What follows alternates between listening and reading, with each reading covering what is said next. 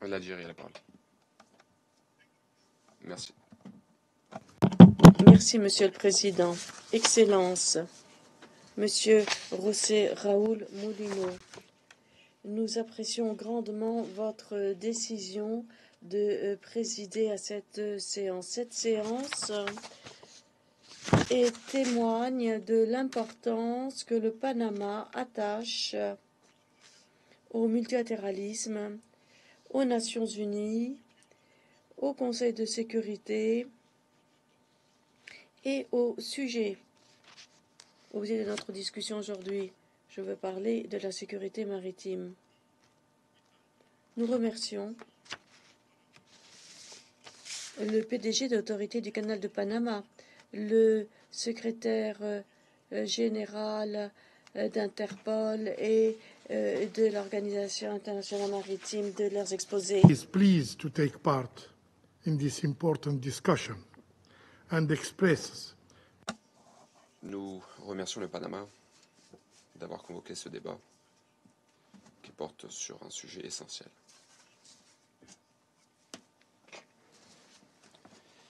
Notamment sur fond des efforts internationaux déployés pour relever les défis de plus en plus complexes qui sont liés à la sécurité maritime.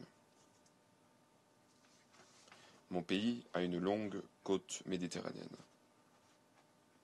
Nous avons également un engagement profond en faveur de la stabilité régionale et mondiale.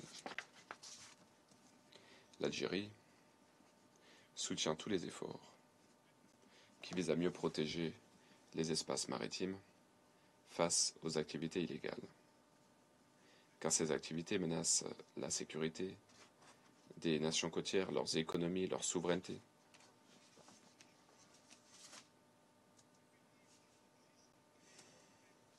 Nous estimons que les cadres régionaux existants, notamment celui de l'Union africaine à l'horizon 2050, intitulé « Stratégie maritime intégrée de l'Afrique », nous estimons donc que ces cadres constituent un socle robuste pour la coopération régionale. Néanmoins, pour que ces cadres fonctionnent pleinement, ces mécanismes doivent être renforcés grâce à un financement plus robuste. Il faut également renforcer les capacités. Il faut qu'il y ait une coopération plus étroite entre les marines régionales et les gardes-côtes. Nous avons besoin d'une plus grande coordination sur le terrain. C'est essentiel pour combattre les menaces conjointes, la piraterie, le trafic d'armes et de drogue, la pêche illégale, la traite des personnes. Monsieur le Président, nous pensons que le moment est venu pour envisager de créer un mécanisme onusien, donc consacré pleinement à la sécurité maritime. Un tel organe pourrait coordonner des réponses rapides, faciliter le partage d'informations, améliorer la coopération entre les acteurs compétents.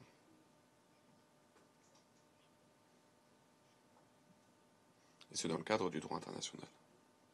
Cela doit être fait en partenariat étroit avec les acteurs régionaux.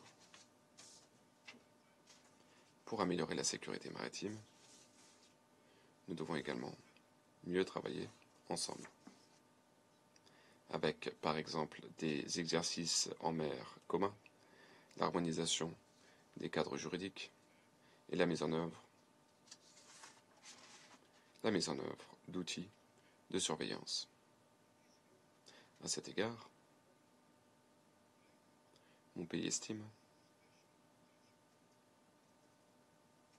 que les nouvelles technologies présentent un fort potentiel, notamment l'observation satellitaire, l'intelligence artificielle, le big data, afin d'améliorer la détection précoce et afin de répondre en temps réel à toute activité maritime douteuse. En ce qui concerne la piraterie, n'oublions pas que la sécurité en mer est souvent directement liée à ce qui se passe sur terre.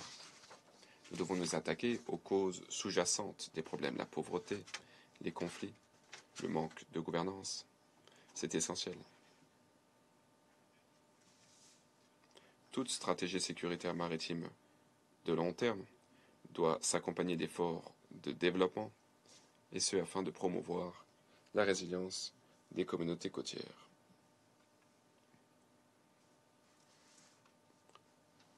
Il faut tenir compte également de la résilience de l'économie mondiale. En guise de conclusion, l'Algérie soutient pleinement une architecture maritime internationale, inclusive, qui repose sur la coopération, une architecture tournée vers l'avenir. Nous sommes prêts à travailler avec tous les États membres afin de veiller à ce que nos mers soient sûres, à ce que nos partenariats soient résilients et à ce que ces partenariats reposent sur les principes de la solidarité. Et il faut également que nos océans soient protégés pour des générations à venir. Je vous remercie.